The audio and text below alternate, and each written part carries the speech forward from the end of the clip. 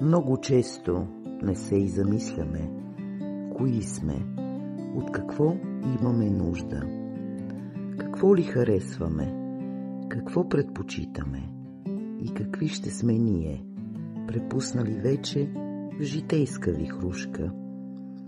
Безбройни са пътите, в които ме питаха за какво си мечтаеш и сънуваш ли нощем. Тъй в дългото лутане в мисли оставах безмълвна без думите. За мене, за другите нямаше отговор мощен. Повярвай, глупави или безмислени даже да изглеждат мечтите.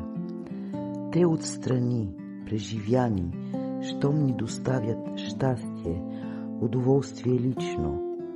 По-добре глупави, но станали истини, отколкото забравени, стъпкани и заровени. Няма да търси оправдания, че не мога нещо, ако дори не съм се опитала. Всичко, което загубих, можеше да се случи, защото не повярвах в себе си, не започнала. Яд ме е много за пропиляното време.